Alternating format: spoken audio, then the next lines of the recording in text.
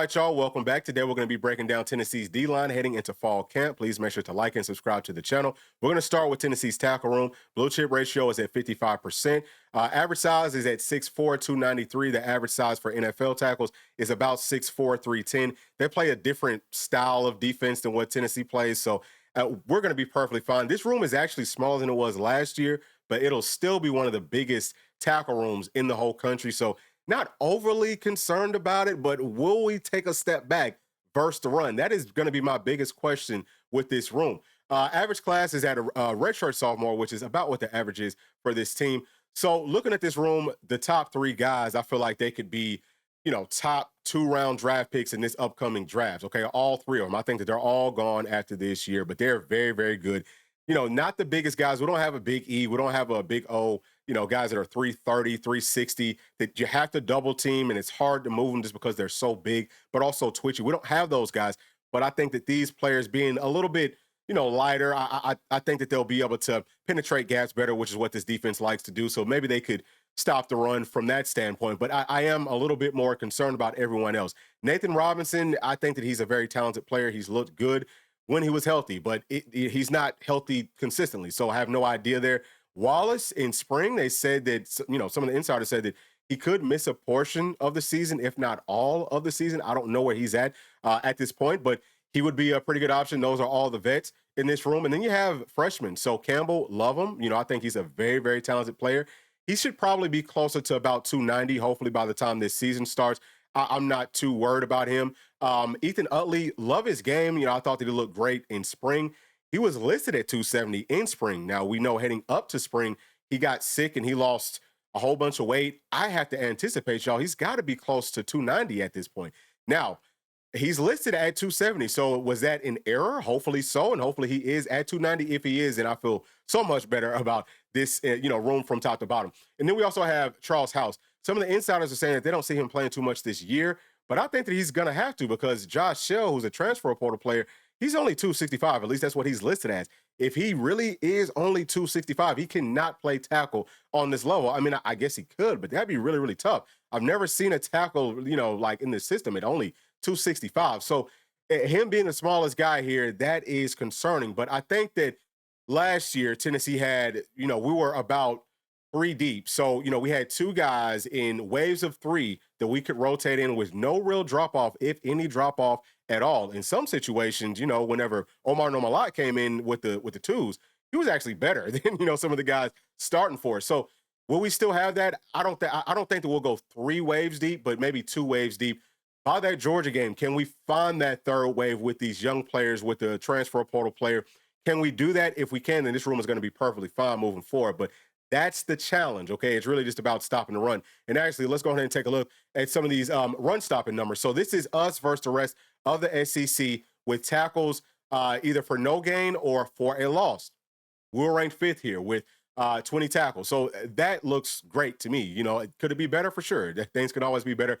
But I think that we're going to be, or I think that we were fine from that standpoint. Will we replicate that in 2025? I don't know. I could see it maybe dropping down some. Hopefully not, but I could definitely see that happening. Now, as far as the pass rush, I think that takes a step forward with this room, and we'll take a look at those numbers in just a second. But first, let's talk about Tennessee's strong side ends. Blue chip ratio here is at 85%. Average size is at 6'4", 266. Average size for ends in the NFL is about 273, 274, something like that. So we're going to be a little bit smaller with all of this stuff versus the NFL, but that's not, that's not a huge problem. Really, Tennessee's strong side ends, they're like a D-end, D-tackle hybrid. So they're more almost kind of like tackles within Tennessee's system. So looking at this room, man, I think that this is one of the deepest rooms on this whole damn team. I love Don Bailey. He could also play tackle for us. So that could add some depth. And then Tyree West, listen, y'all, he's a monster. I think he's the best, might be the best overall lineman on this team, honestly speaking. By the time we get to the end of this season, we might say, man, Tyree West is the best lineman on this team. He is a complete and total monster. I expect him to work himself into a first-round draft pick. He could also play some tackle for us.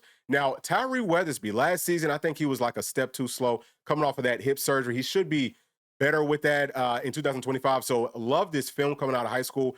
very twitchy, strong hands versus the run. He can stop that. Pass rush, he already had those moves. So I think that we're going to be perfectly fine with those top three. And then you're looking at Marion Dye. I mean, folks talk about Jordan Ross, and yes, talk about Jordan Ross, but also talk about Marion Dye in that same breath. As a freshman, I think that he could play anywhere up front. Will he even be in this room?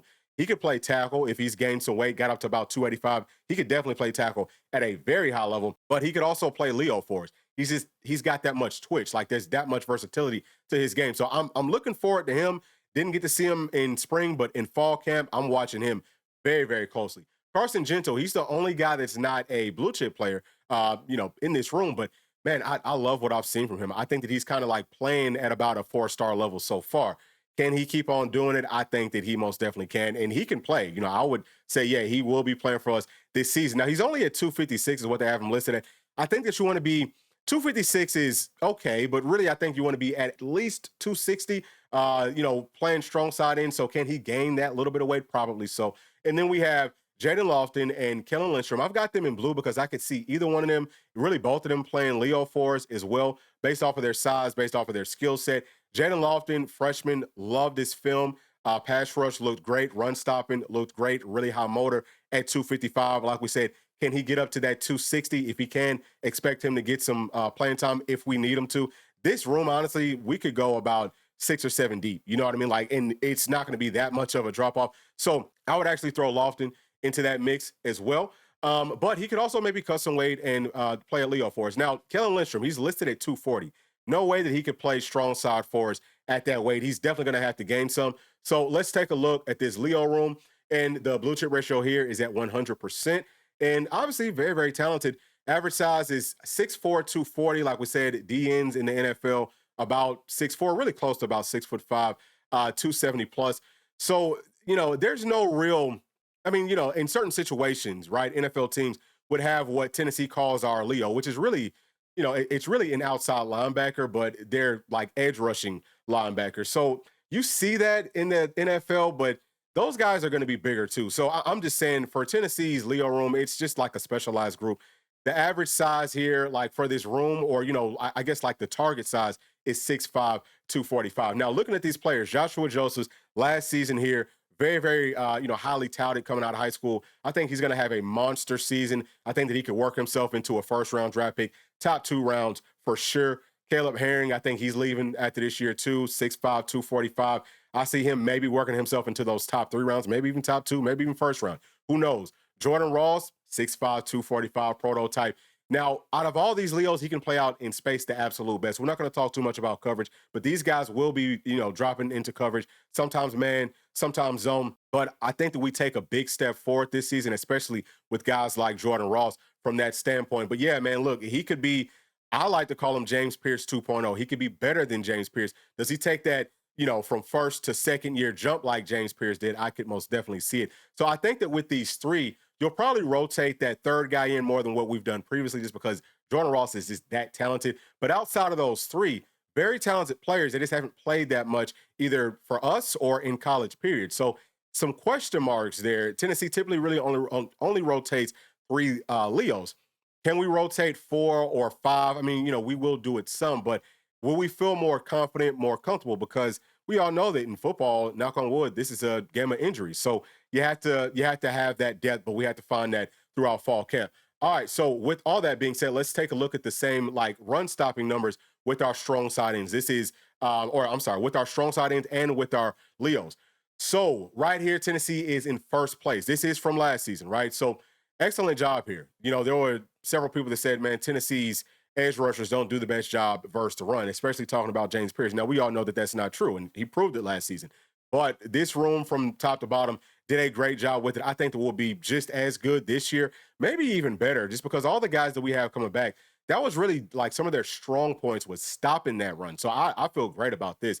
Now, let's take a look at the pass rushing numbers. All right, let's see where Tennessee kind of stacks up at with some of this stuff from last year. So we're going to start off with the sack numbers, okay? So sacks, Tennessee's edge rushers, okay, right here, we were at number 10. So we had 16 sacks. That's obviously not great. I'm sure that some of y'all might be shocked at that number. Now, our tackles last season were tied for second place with 13 sacks. what's going to blow y'all's mind, and one of the strong points of emphasis in this video is going to be that Tennessee's pressure rate with our edge rushers was actually number one, which means that we should have had like 30 something, maybe even close to 40 sacks last season, just from top to bottom. But we couldn't close well. So that's my biggest point here, is that our guys need to close better in 2025. Now, Tennessee's defensive tackles were in third place with our pressure rate. So those guys actually closed better than Tennessee's, edge guys did. Can we do better in 2025? I think that there is a very strong possibility that that happens. So just talking about all of these rooms, I'm going to start with the tackles. Like I said, run stopping is something that I'm watching very, very closely. We got to find some more waves of players. The size is just not really going to be there. We're not going to have a guy that's 330 or 330 plus, really. So it's still a pretty big room from top to bottom. If you're looking at it versus the rest of college football, not too concerned there, but that is something for us to be watching, because if those guys can't keep those linebackers clean by taking up double teams and things like that, then obviously the linebackers will struggle. Not just linebackers, but also safeties, star players. So they have a very, very major role just in stopping that run. So that is a pretty big deal. But I could see it maybe even taking a step forward. Who knows? Pass rush for sure with those tackles will take a step forward. I can guarantee you that. PFF said that we had 13 sacks with that room in 2024. We'll have more than that in 2025 because of these guys, right? Like all the stunts, all the twists. These guys are more agile. They're powerful. They're just twitchy, just everything. So looking forward to that. Now, talking about Tennessee's strong side ends. Burst the run, they're always excellent. Pass rush, I think, will also be excellent, excellent, excellent. We have several guys in that room that can really, get to the passer. Now, Don Bailey, for me, he doesn't have the best pass rush. Tyree West is crazy. I think everyone else in that room it's going to be very, very good. So if Don Bailey moves to tackle for us, and if maybe we let Tyree West get the start at strong side end, I think that makes our defense just significantly better and deeper and things like that. I would like to see Don Bailey, if he's, I don't know, I would like to see him more like those Rabbits packages, which is mostly when he came in, and be that kind of like pass rushing tackle. I think that fits his skill set very, very well. But looking at Leo's, like we said, man, top three, we got guys, we got dudes, you know what I'm saying? Like we got real dudes. Versus the run, not concerned. I think that takes that step forward. Pass rush, I think that could also definitely, there's plenty of room for us to take a major step forward just in closing. Now, Joshua Josephs, he was one of the guys that didn't close very well last year. So can he do better at that this season? I definitely think that he will. Caleb Herring, I think he did a pretty good job of closing last season. Jordan Ross, he didn't really have that many opportunities, but he will have to close. All those guys, that's just the biggest point. All of our guys need to close. If Tennessee can get more sacks, especially early on, once those sack numbers start to pile up, offenses start to get worried, especially quarterbacks. They have to change up their whole offensive scheme to get the football out quickly. And we saw that a lot last year. The difference, I think, this season is that Tennessee could play more man on our back end. Even with our linebackers, I think that we could go in some packages where you have Arion Carter and Jordan Burns out there, and hey, man, look, we're going to run zero. We're blitzing. We're doing a lot of different things.